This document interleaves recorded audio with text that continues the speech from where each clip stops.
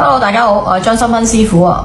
嗱，拍呢條片咧，其實就想話俾大家聽咧，究竟咧喺九運裏邊咧，放呢個九運八卦六角嘅玻璃盒咧，應該點樣放啦？裏邊放啲乜嘢啦？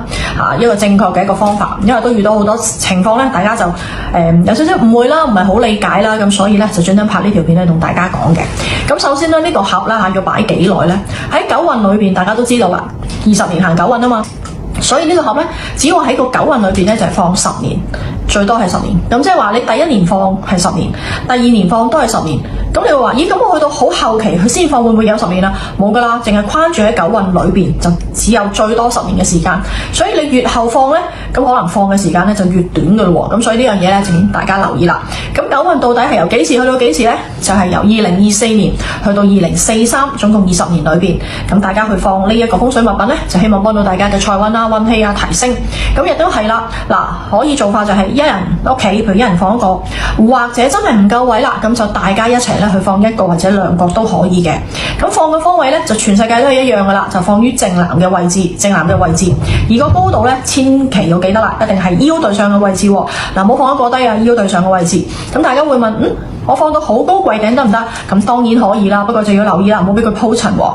嗱，其實所有風水嘅物品啦，係如果鋪塵咧，當然唔係太好啦。同埋呢個嘅陣法咧，有啲嘢好特別嘅。因為裏邊放嘅嘢咧，你有機會咧就係攞出攞入，不停係去更換嘅喎。咁所以如果放得太高咧，可能都會有啲麻煩嘅喎。咁所以咧你自己要留意啦。咁我哋先睇睇啦。嗱，當大家收到呢個六個盒嘅時候咧，你打開咗膠袋之後咧，你會發現裏邊咧就有包防潮珠嘅，係咪？嗱，呢個係出產嘅時候就必定有個防潮珠噶啦。咁其實呢包防潮珠咧係唔要嘅喎。嗱，記得啦，攞咗呢包防潮珠啦。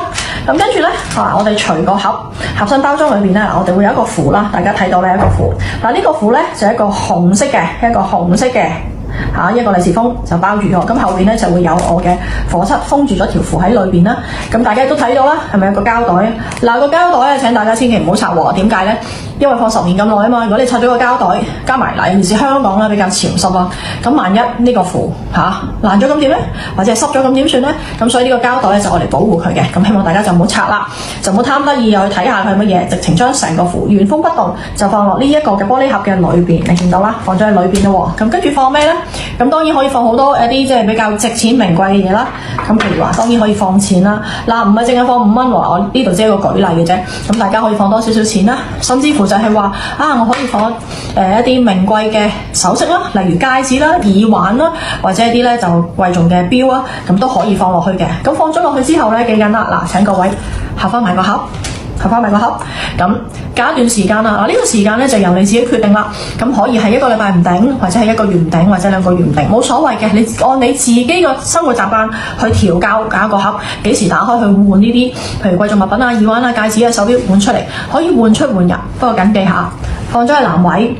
你下邊個底部，你可以揾一啲咧固定嘅補貼膠啊，或者其他嘅一啲雙面膠紙去固定佢，就唔好成日將佢咧喐嚟喐去。唯一成個陣可以喐嘅就係打開個盒同埋收翻埋個盒，就係咁嘅啫。嗱，記得啦，唔好將個盒咧成日喐嚟喐去。咁清潔可以點啊？你可以揾啲除塵掃啦，咁周圍掃下，咁就其實已經好足夠噶啦。記得啦，嗱，成個陣法裏邊唔好亂喐，亦都冇咁多手成日將個符咧開嚟開去喎。嗱，呢個咧係我成日收到嘅一啲朋友成日去問個符打開咗點，唔好成日打開啊，唔好亂嚟啊，咁樣就冇效噶咯喎。嗱，記緊啦，仲有呢個盒咧係玻璃做嘅，麻煩你哋好好地善待佢啦，唔好隨便咧就將佢喐嚟喐去，去敲下佢啊，揼下佢啊。如果個玻璃爛咗咧，咁呢個陣就冇效噶喎，就要重新再擺過。嗱，成個玻璃盒要注意嘅時候咧，就同大家講晒咯喎。嗱。